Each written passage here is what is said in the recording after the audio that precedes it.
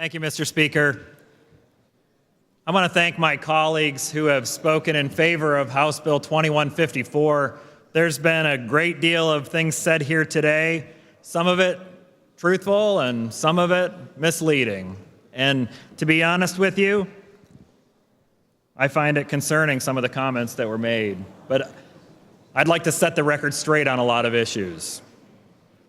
It appears to me that there is still a great deal of confusion about conventional versus unconventional.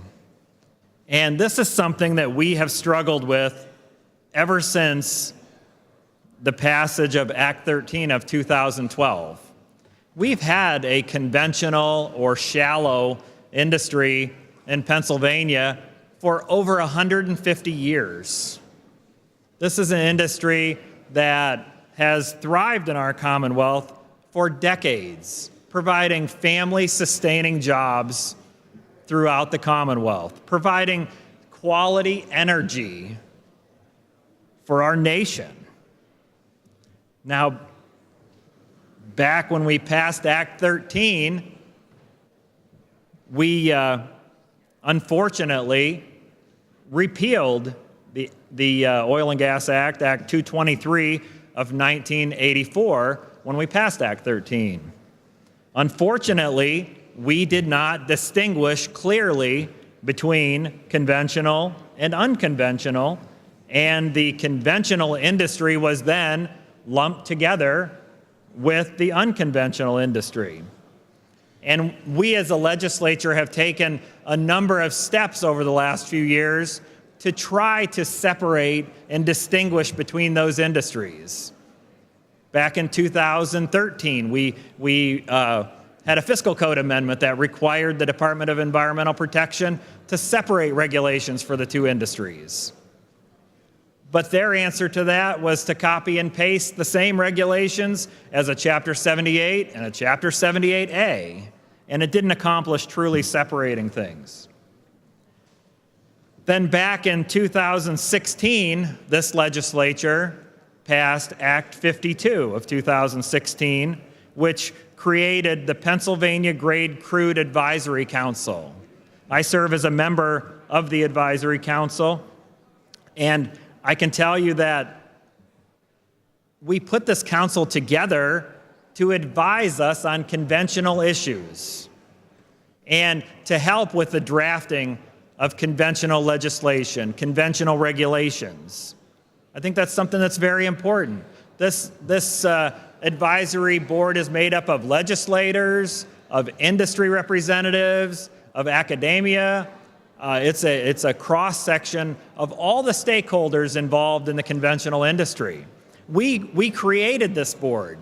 Now, House Bill 2154 is a product of this advisory board. The board sat down with the stakeholders and helped develop House Bill 2154. Now, you've heard some information from the Department of Environmental Protection that they had very little input in this bill. Well, 5 members of DEP were at the Conventional Advisory Board and actually at some of the meetings offered advice on what should be in the bill. And in fact, some of the provisions in this bill are at the request of the Department of Environmental Protection.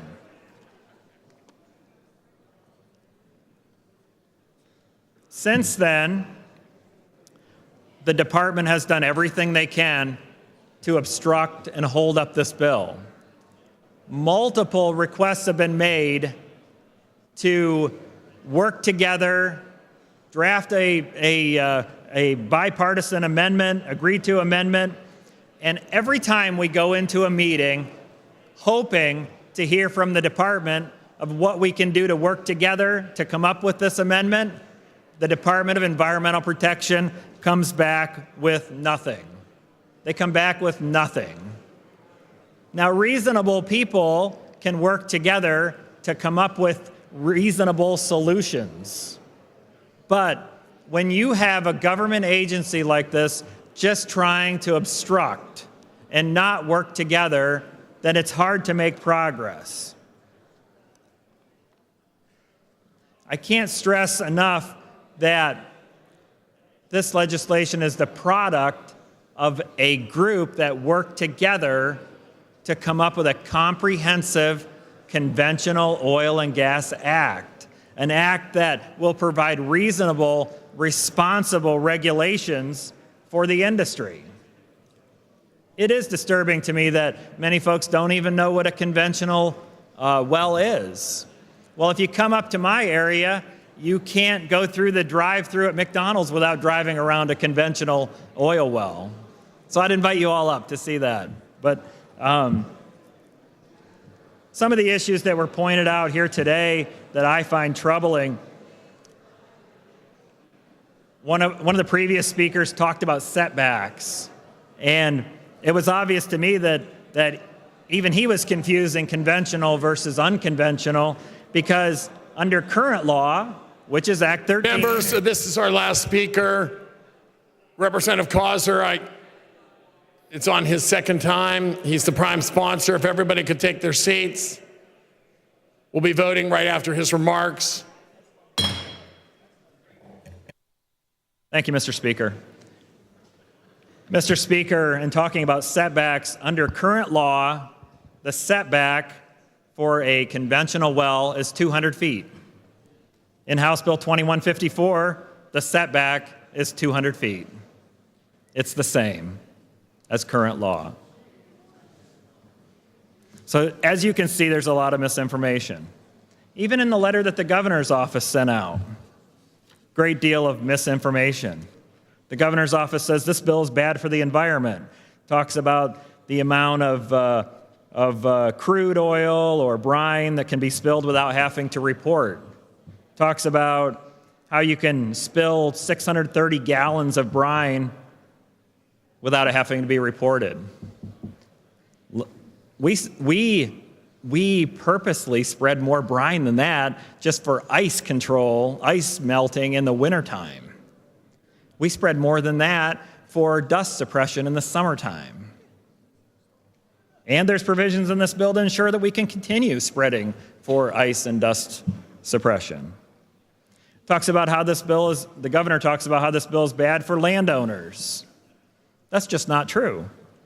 Under the provisions in the bill, landowners receive notice first by receiving a copy of the plat that's submitted with the well application.